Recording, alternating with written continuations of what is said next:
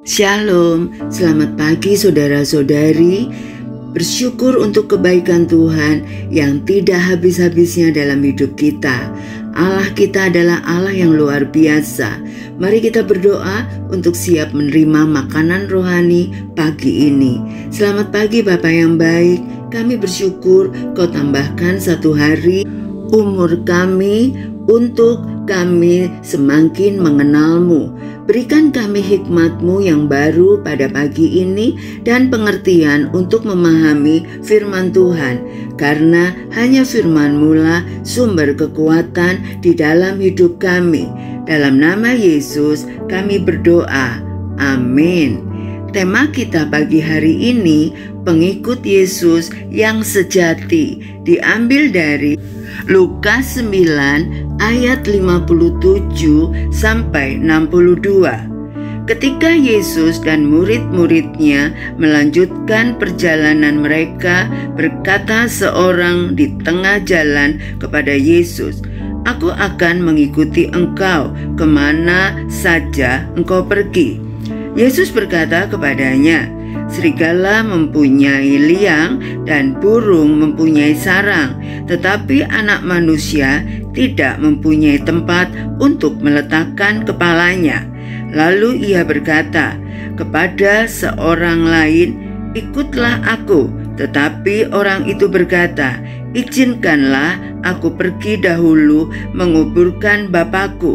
Tetapi Yesus berkata kepadanya, "Biarlah orang mati menguburkan orang mati, tetapi engkau pergilah dan beritakanlah kerajaan Allah di mana-mana." Dan seorang lain lagi berkata, "Aku akan mengikuti engkau, Tuhan, tetapi izinkanlah aku pamitan dahulu dengan keluargaku." Tetapi Yesus berkata, "Setiap orang yang siap untuk membajak tetap menoleh ke belakang tidak layak untuk kerajaan Allah." Seorang petani yang sedang membajak tanah, jika ia terus melihat ke belakang, maka bajaknya akan melenceng dan tanahnya tidak akan terolah dengan baik. Begitu juga dalam mengikuti Yesus. Jika kita terus-menerus melihat ke belakang atau terpengaruh oleh hal-hal di dunia ini, kita akan kehilangan fokus dan tujuan kita. Kita dipanggil untuk membajak hati kita dengan kebenaran Allah dan fokus pada apa yang ada di depan, yaitu hidup yang berkenan kepadanya. Di Lukas 9 ayat 57 sampai 62 menjelaskan ada 3 poin penting hal mengikuti Yesus. Pertama, kesungguhan mengikuti Yesus. Dalam ayat pertama ada orang yang bersemangat untuk mengikuti Yesus, tetapi Yesus menunjukkan bahwa mengikutinya bukanlah hal yang mudah. Ada pengorbanan yang harus dilakukan, bahkan melepaskan kenyamanan dunia. Kedua, panggilan untuk prioritas. Yesus memanggil kita untuk mengutamakan kerajaan Allah di atas segala hal, termasuk tanggung jawab keluarga. Ini bukan berarti kita harus mengabaikan keluarga kita, tetapi kita harus menyadari bahwa mengikuti Yesus adalah komitmen utama. Ketiga, ketegasan dalam mengikuti. Ayat terakhir menekankan bahwa kita harus fokus untuk mengikuti panggilan Tuhan tanpa melihat ke belakang. Hal ini menunjukkan bahwa pengikut Yesus sejati harus memiliki komitmen yang teguh. Menjadi pengikut Yesus yang sejati berarti siap untuk menghadapi tantangan dan pengorbanan.